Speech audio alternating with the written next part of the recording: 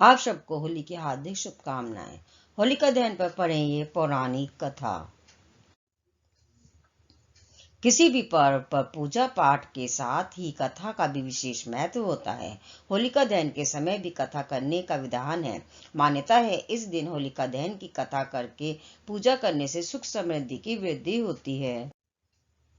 होलिका दहन के मौके पर असुर राज हिरण्यकश्यप की कथा पढ़ी जाती है। इसके मुताबिक हिरण्यकश्यप काफी बलशाली असुर था। यही वजह थी कि उसको अपनी शक्तियों का भी खूब गुमान था। उसका यह अभिमान इस कदर बढ़ गया था कि उसने संपूर्ण प्रजा को उसे भगवान मानकर पूजा करने का आदेश दे डाला। उसने यह भी कहा कि अगर उसके अलावा किसी और भगवान की पूजा की गई तो वह ठीक नहीं होगा।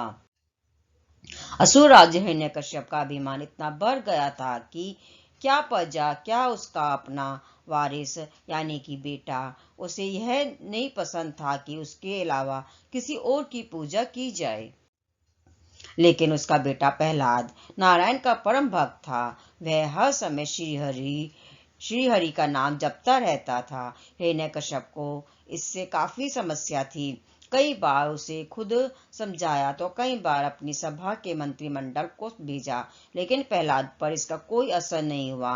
वह तो बस हरि भक्ति में ही लीन रहते। हिरण्यकश्यप के लाख समझाने के बाद भी जब प्रहलाद नहीं माने तो असुरराज ने दूसरी ही युक्ति निकाली। उसने अपनी बहन होलिका को बुलवाया। इसके पीछे यह कारण था कि उसे वरदान में एक ऐसा दुशाला मिला था जिसे ओढ़ने के बाद अग्नि उसे छू भी नहीं सकती थी। हिरण्यकश्यप ने होलिका को यह आदेश दिया कि उन्हें प्रहलाद को अपनी गोदी में लेकर अग्नि में बैठना है, ताकि भगवान विष्णु का नाम लेने वाला प्रहलाद जल कर भस्म हो जाए, या फिर अग्नि के डर से वह हिरण्यकश्यप को अपना भगवान मानने लगेगा। हिरण्यकश्यप के आदेश पर होलिका अपने भतीजे प्रहलाद को लेकर अग्नि में बैठ गई। उस समय होलिका ने वरदान में प्राप्त वही दुशाला ओढ़ा हुआ था। यह सब कुछ देखकर भी प्रहलाद तनिक भी विचलित न हुए। पूरी श्रद्धा से वह भगवान विष्णु का नाम जपते रहे। थोड़ी ही देर में कुछ ऐसा हुआ कि शांत मौसम में भी तेज हवाएं चलने लगी। वह भी इतनी तेज कि होलिका का दुशाला हवा में उड़कर प्रहलाद के ऊपर चला गया और वह अग्नि में जलकर भस्म हो गई।